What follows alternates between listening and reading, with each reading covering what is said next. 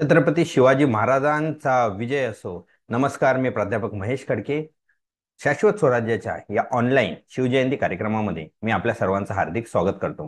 मित्रांनो, छत्रपती शिवाजी महाराजांनी स्वराज्य तर स्थापन केलंच, पण त्या स्वराज्याबरोबर सुराज्यही कसं असेल याकडे महाराजांचा कटाक्ष होता.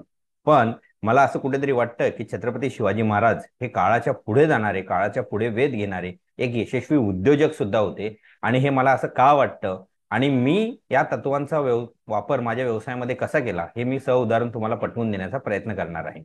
तर आजचा जो माझा विषय घेतलाय तो छत्रपती शिवाजी महाराज बिझनेस ऑर्गनायझेशन आणि त्यांच्याकडनं आपल्याला मिळणाऱ्या काही शिकवणी.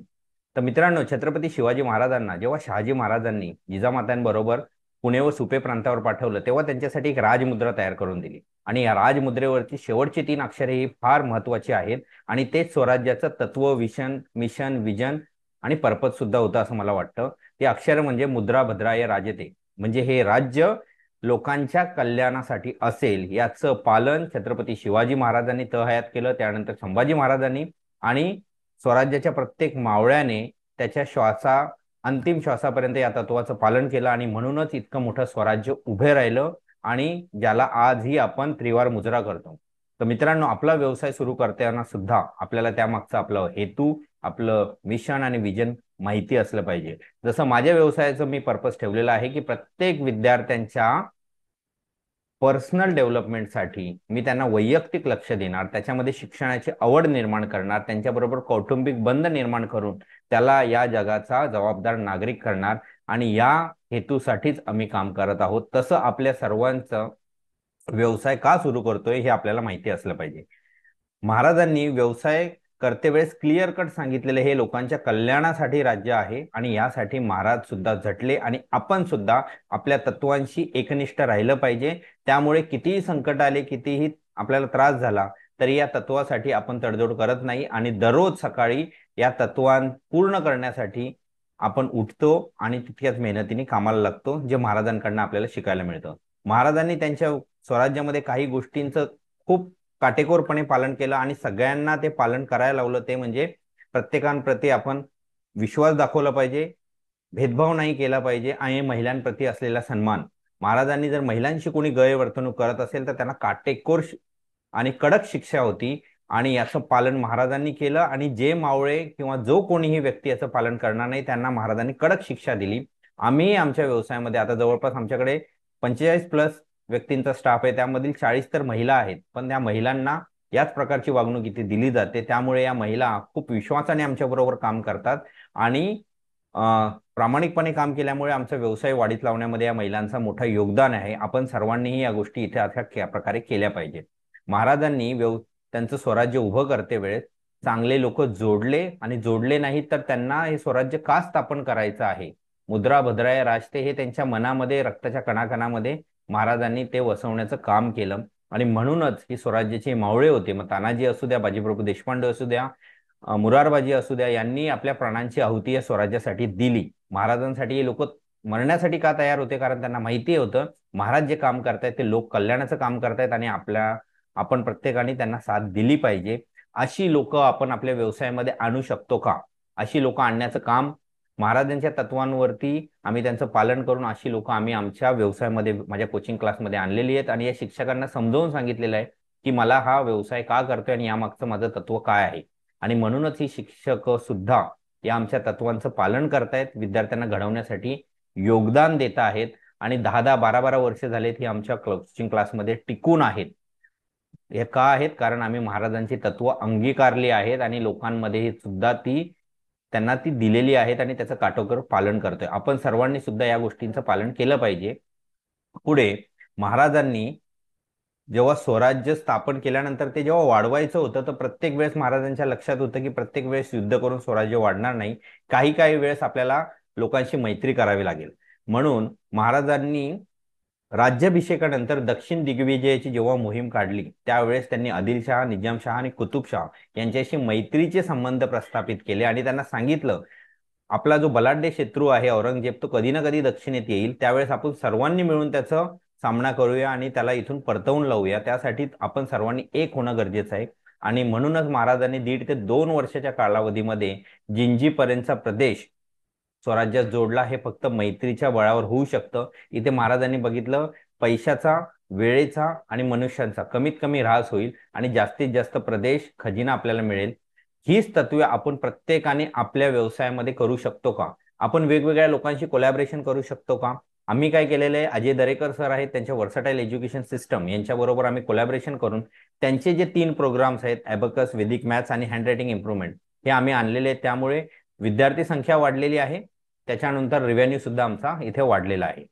पुढे महाराजांनी जे स्वराज्यामध्ये असलेले व्यापारी होते त्यांना प्रोत्साहन दिलं, त्यांना भत्ते दिले, त्यांना संरक्षण दिलं आणि त्यांना सांगितलं की तुम्ही वेगवेगळ्या देशांशी व्यापार करा आणि त्या मार्गाने कुठून तरी टॅक्स स्वराज्यामध्ये जास्तीत जास्त जमा होऊ लागला. महाराजांनी त्यांना संरक्षण दिलं, प्रोत्साहन दिलं आणि त्या मोबदल्यामध्ये स्वराज्याचा व्यापार हा वाढीस लागला आणि स्वराज्याचा खजिना हा भरायला सुरुवात झाली. पुढे महाराजांच्या लक्षात आलं की आपण फक्त टॅक्स लोकांकडनं महसूल गोळा करून आपला खजिना वाढवू शकत नाही, स्वराज्य वाढवू शकत नाही. त्यासाठी आपल्याला व्यापार वाढला पाहिजे.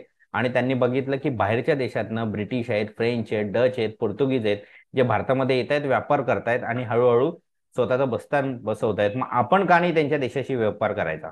आणि याच्यासाठी महाराजांनी आरमाराची उभारणी केली. भारतामध्ये पहिलं आरमार महाराजांनी उभं केलं, म्हणूनच त्यांना the father of Indian navy सुद्धा म्हटलं जातं. आणि या आरमाराचा वापर त्यांनी स्वराज्याच्या संरक्षणाबरोबर इतर देशांशी व्यापार करण्यासाठी सुद्धा केला. अशाच प्रकारे आपण आपला व्यवसाय चौकटीच्या बाहेर कसा नेऊ शकतो? जसं आम्ही आता विचार केलेला आहे की आम्ही काही ऑनलाईन लेक्चर्स प्रोव्हाइड करू, जेणेकरून भिवंडीच्या बाहेरचे काही विद्यार्थी आमच्याशी जोडले जातील. त्याच्यामुळे कमीत कमी खर्चापासून जास्तीत जास्त विद्यार्थी संख्या कशी वाढीस लागेल याकडेही आमचं लक्ष आहे. पुढे प्रत्येक व्यवसायामध्ये अप्स अँड डाऊन्स असतात, आपल्या जीवनामध्ये सुद्धा अप अँड डाऊन्स असतात. तर या क्रायसिस पिरियडमध्ये कसं टिकून राहायचं हे महाराजांकडनं आपल्याला शिकायला लागेल. पुरंदरच्या तहाच्या नंतर महाराजांनी जी उंच भरारी घेतली ती आपल्या सगळ्यांना प्रेरणादायक आहे. याच्यामध्ये महाराजांनी वापरलेल्या काही टेक्निक म्हणजे गनिमी कावा, कमीत कमी वेळेमध्ये फास्ट ऍक्शन घेऊन जास्तीत जास्त शत्रू सैन्याचं नुकसान करून व्यवस्थित सुखरूप परत यायचं, ह्या म्हणजेच गनिमी कावा. यासाठी महाराजांनी शाहिस्तेखानाची मोहीम आखली. 1.5 लाख फौजेमध्ये महाराज नेमक्या काही मावळ्यांनिशी शिरले, शाहिस्तेखानाची बोटे छाटली आणि परत आले. आणि यामुळे मुघल छावणी जी पुण्यावरती होती ती उठली तिथे, कारण मुघलांचं नाक कापलं गेलं होतं. आणि ह्या स्ट्रॅटेजी आपण आपल्या व्यवसायात कशा करू शकतो? तर केतन सरांच्या मार्गदर्शनाखाली आम्ही एक नवीन स्कीम आणली. 999 रुपयामध्ये नवरात्री ते दिवाळीपर्यंतची जी ऑफर आहे त्यामध्ये ऍडमिशन घ्या आणि 25% फीजमध्ये डिस्काउंट घ्या. यामुळे आमचे कमी कालावधीमध्ये 20 ऍडमिशन झाले. पुढचं अकॅडमिक वर्ष सुरू व्हायला 4 महिने बाकी असतानाच 20 ऍडमिशन झाले. हे 20 वर्षात पहिली वेळच झालं होतं. तर असे काही गनिमी काव्य आपण आपल्या व्यवसायामध्ये मार्केटिंग टेक्निकमध्ये आणू शकतो का, याचा सगळ्यांनी आपण विचार केला पाहिजे. पुढे रिस्क मॅनेजमेंट. जेव्हा आपण व्यवसाय करतोय त्यावेळेस मार्केटिंग ऍडव्हर्टाईज करते वेळेस रिस्क घ्यावी लागते, कधी कधी मोठे धोके पत्करावे लागतात, त्यावेळेस मोठं यश मिळतं. जसं महाराजांनी अफजल खानाचा स्वतः सामना केला. महाराजांना माहिती होतं की धोका फार मोठा आहे, पण तो स्वतः त्यांनी घेतला, स्वतः इनिशिएटिव्ह घेतला आणि त्यांनी स्वतःची लिडरशिप स्किल तिथे दाखवून दिली. तसंच आपण आपला व्यवसाय करते वेळेस काही वेळेस खूप मोठे मोठे निर्णय घ्यावे लागतात. पुढे परिणाम काय होईल माहित नाही, पण जोपर्यंत तुम्ही रिस्क घेणार नाही तोपर्यंत तुमचा व्यवसाय मोठा सुद्धा होणार नाही. पुढे महाराजांच्या लक्षात होतं की फक्त महसुलावरती अवलंबून राहायचं नाही, म्हणून त्यांनी नाविक आरमार तर उभार केलं. त्यामुळे व्यापार वाढीस लागला व स्वराज्यामध्ये एकापेक्षा जास्त रेव्हेन्यू म्हणजे खजिना येण्याचे मार्ग तिथे मोकळे झाले. तसंच आम्ही सुद्धा अजय दरेकर सरांबरोबर टायअप केलेला आहे. वेगवेगळ्या ठिकाणी जाऊन आम्ही सायकोमेट्रिक टेस्ट देतो. तिथून सुद्धा आमच्या व्यवसायामध्ये वेगवेगळ्या ठिकाणावरनं रेव्हेन्यू आता येत असतो. पुढे व्यवसाय वाढीस लागल्यानंतर ते लोक टिकून ठेवण्यासाठी कस्टमर लॉयल्टी, लोकांचा तुमच्यावरती विश्वास असला पाहिजे. मग यासाठी महाराजांनी काय केलं? महाराजांनी स्त्रियांच्या बाबतीत किंवा गोरगरिबांच्या बाबतीत कोणीही जर काही गैरवर्तन केलं तर त्याला कडक शिक्षा महाराजांनी तिथे ठोठावलेली आहे, फरमावलेली आहे. त्याचबरोबर शेतकऱ्यांसाठी महाराजांनी कमी दरामध्ये म्हणजे अगदी मोफत महाराज कर्ज द्यायचे, त्यांची शेतीची अवजारं घेण्यासाठी त्यांना मदत करायचे. आणि याच्यामुळे लोकांचा विश्वास निर्माण झाला आणि लोकांच्या मनामध्ये शिवराय आज सुद्धा वसून आहेत. असं आपण आपल्या कस्टमर बरोबर काही करू शकतो का? आम्ही आमच्या येणाऱ्या प्रत्येक विद्यार्थ्यावरती पर्सनल अटेन्शन देतो. जे विद्यार्थी अभ्यासामध्ये कमजोर आहेत त्यांना जास्त वेळ बसवतो, त्यांच्या पालकांशी संवाद साधतो. एक काउन्सिलर आम्ही अपॉइंट केले आहेत, ते मुलांचे आणि पालकांचे इथे सेशन्स घेतात. त्याच्यामुळे हळूहळू हा विद्यार्थ्यांना अभ्यासामध्ये आवड निर्माण होते, त्यांचे मार्क्स वाढतायत, त्यांची ओव्हरऑल डेव्हलपमेंट सुद्धा तिथे होते. पुढे महाराजांनी न्याय निवाडा करते वेळेस कधी गरीब श्रीमंत स्त्री पुरुष असा भेदभाव केला नाही. जो दोषी आहे त्याला महाराजांनी शिक्षा दिली. मग हेच आपण केलं पाहिजे की प्रत्येक कस्टमर किंवा आपल्या बरोबर काम करणारा प्रत्येक माणूस याला आपण चांगली आणि समानतेची वागणूक दिली गेली पाहिजे. जर चुका करताय तर त्यांना शिक्षा असेल, पण चांगलं काम करताय तर त्यांना प्रोत्साहन सुद्धा आपण दिलं गेलं पाहिजे, आणि हे आम्ही करतोय. महाराजांची एक रिवॉर्ड सिस्टम होती. महाराजांचं जे गुप्तहेर खातं होतं, जर गुप्तहेर काही अचूक बातमी आणतायत आणि त्याच्यानंतर महाराजांनी स्वारी केल्यानंतर यश मिळतंय तर महाराज त्याला तिथल्या तिथे बक्षीस द्यायचे. पण जर चुकीची बातमी दिली तर त्याला देहदंडाची सुद्धा शिक्षा दिली जायची. अशी सिस्टम आम्ही ठेवलेली आहेत. आमचे जे स्टाफ स्वतःच्या कामाच्या व्यतिरिक्त एक्स्ट्रा काही काम करतायत क्लासच्या फायद्यासाठी, तर त्यांना आम्ही पगारा व्यतिरिक्त इन्सेंटिव्ह देतो. त्यांच्यासाठी सहल असते, त्यांच्यासाठी काही वेळेस डिनर पार्टी असते. या सर्वांमुळे काय होतंय, कौटुंबिक बंध निर्माण होतोय आणि हा क्लास आपलाच आहे म्हणून लोक काम करतायत, आणि म्हणून आमच्या क्लासमध्ये विद्यार्थी संख्या वाढते, दिवसेंदिवस रिव्हेन्यू वाढतोय. टेक जर बिझनेस वाढवायचा आहे तर टेक्नॉलॉजी आणि इनोव्हेशन करावे लागेल, हे छत्रपती शिवाजी महाराजांनीच आपल्याला दाखवून दिलं. म्हणूनच महाराजांनी नेव्ही उभारली, म्हणजे आरमार उभा केलं. फक्त जहाजच उभी नाही केली तर समुद्री किल्ले सुद्धा सिंधुदुर्ग, विजयदुर्ग, पद्मदुर्ग सारखे उभे केले. जहाजांमध्ये महाराजांची जी जहाजं होती ती ब्रिटिश, डच, पोर्तुगीज यांच्यापेक्षा थोडी वेगळी होती, लहान होती पण वेगवान हालचाल करायची. असंच आपण प्रत्येकाने सुद्धा आपला व्यवसाय वाढवते वेळेस, एक्सपांड करते वेळेस टेक्नॉलॉजीचा वापर केला पाहिजे. आम्ही काय करतोय, आता ऑनलाईन काही सेशन्स घेतोय जेणेकरून जास्तीत जास्त विद्यार्थी जे फिजिकल बाउंड्री क्रॉस करून आमच्याकडे ऑनलाईन अटॅच होत आहेत, आणि याच्यामुळे एक नवीन रेव्हेन्यू, नवीन काहीतरी गोष्टी आमच्याकडे येत आहेत.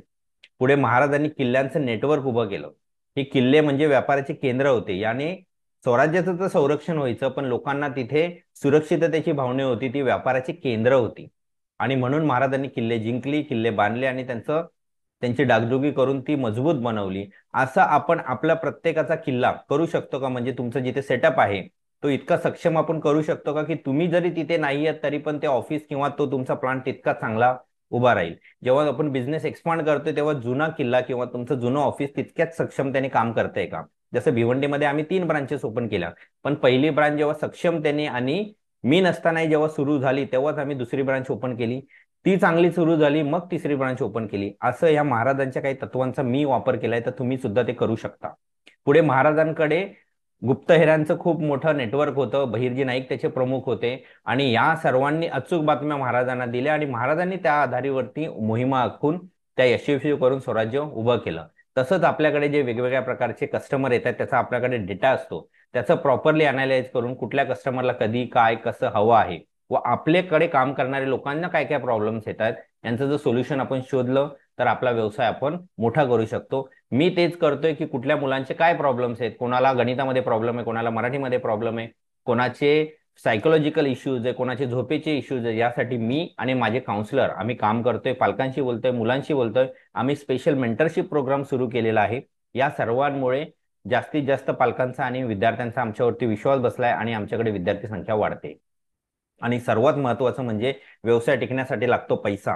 या पैशाचं प्रॉपर प्लॅनिंग आपण केलं, येणारा रिव्हेन्यू व्यवस्थित गुंतवला किंवा लिक्विडिटी ठेवली तरच व्यवसाय पुढे वाढवता येतो. म्हणून महाराजांची जी महसूल सिस्टम होती, महाराजांनी शेतकऱ्यांकडनं किंवा बाकी लोकांकडनं महसूल गोळा करते वेळेस तो जितका काही रिव्हेन्यू त्याचा जनरेट होईल त्याचा 25% महाराजांना दिला जायचा, आणि त्यावरती 1.5% ही सरदेशमुखी होती. व त्याचबरोबर प्रत्येक जमिनीच्या पोतानुसारच त्याच्यावरती असलेला महसूल हा ठरवला जायचा. तसंच आपण सर्वांनीही, तुमच्याकडे येणारे विद्यार्थी वेगवेगळ्या गटातील असतील, आमच्याकडे आहेत, त्यामुळे प्रत्येकाची फीस सुद्धा ही वेगवेगळ्या प्रकारे आम्ही आकारत असतो, आणि ज्याला खरंच गरज आहे, ज्याच्याकडे पैसे कमी आहेत, त्यांना काही स्कॉलरशिप सुद्धा आम्ही देत असतो. महाराजांच्या एक गोष्ट लक्षात आली होती की प्रत्येक वेळेस युद्ध करूनच लढाई जिंकता येत नाही. काही वेळेस स्ट्रॅटेजी वापरावी लागते, प्लॅनिंग असावी लागते, आणि शक्तीपेक्षा युक्ती ही कधीही श्रेष्ठ आहे. तर महाराजांनी ही जी लढाई होती, उंबरखिंडीची लढाई, यामध्ये महाराजांकडे 1000पेक्षा कमी मावळ्यांनी कर्तलब खानाच्या 25,000पेक्षा जास्त सैन्याचा रक्ताचा एक थेंबही न सांडता पराभव केला. त्यांच्याकडे असलेला खजिना, त्यांच्याकडे असलेल्या सगळ्या प्रकारची शस्त्रास्त्रे महाराजांनी घेतली आणि काही अटींच्या द्वारे त्याला सोडून दिलं. मग आपण सुद्धा मार्केटिंग कॅम्पेन करते वेळेस, सेल्स कॅम्पेन करते वेळेस, आपला बिझनेस एक्सपांड करते वेळेस प्रत्येक वेळेस खर्च करण्याची गरज नसते. काही वेळेस फ्रीमध्ये गोष्टी होतात. आम्ही काय करतो, मी प्रत्येक शाळेंमध्ये, बऱ्याचशा शाळेंमध्ये जातो, वेगवेगळ्या गावांमध्ये सामाजिक संस्थेद्वारे माझे 10वीच्या 12वीच्या विद्यार्थ्यांसाठी काही सेशन्स असतात, ते आम्ही फ्रीमध्ये जाऊन घेतो. तिथे गेल्यानंतर आमची ब्रँड व्हॅल्यू वाढते, फेस व्हॅल्यू वाढते आणि फ्रूट पॉलिंग वाढतं, जेणेकरून ऍडमिशन आणखीन वाढतायत. आणि महाराजांनी काय केलं की स्वतःचं इन्फ्रास्ट्रक्चर डेव्हलप केलं. महाराजांनी किल्ले बांधले, किल्ले जिंकले, त्याची डागडुगी केली. त्यानंतर महाराजांनी आरमार उभं केलं, बंदरे बांधली, जेणेकरून स्वराज्य चारी बाजूने वाढेल. म्हणजे फिजिकली वाढेल व येणारा पैसा सुद्धा वाढेल. जर पैसा असेल तरच आणखीन जास्त फिजिकल गोष्टी आपण वाढवू शकतो आणि त्या सक्षम करू शकतो. मग आपण काय करू शकतो, तुमच्या व्यवसायासाठी काय काय गोष्टी निगडायच्या आहेत अशा ठिकाणी तुम्ही इन्व्हेस्टमेंट केली पाहिजे. आमचं सर्व्हिस सेक्टर आहे, कोचिंग क्लासेस आहेत. मग आम्ही काय करतोय, आम्ही वेदिक मॅथ्स, त्याच्यानंतर ॲबॅकस या गोष्टी आणलेल्या आहेत. त्याचबरोबर वेगवेगळ्या ट्रेनिंग मी स्वतः अटेंड करतो, केतन सरांच्या असू द्या, बाहेर असू द्या. त्याच्यावरनं आम्ही सेशन्स डिझाईन करतो आणि ते बाहेर जाऊन लोकांना देतो, जेणेकरून आज मी जी इन्व्हेस्टमेंट करतोय त्याचा फायदा आमच्या ऑर्गनायझेशनला कुठेतरी होत आहे. आपण सर्वांनीही आपला बिझनेस वाढवते वेळेस या शिवाजी महाराजांनी, छत्रपती शिवाजी महाराजांनी जी काही तत्वे अंगीकारली होती त्याचा वापर केला तर आपला बिझनेस सुद्धा खूप चांगला वाढेल आणि आपण नेक्स्ट लेवलला जाऊ. आज इथेच थांबूया. पुन्हा एकदा सर्वांना शिवजयंतीच्या हार्दिक शुभेच्छा आणि जाता जाता बोलूया, छत्रपती शिवाजी महाराज की जय.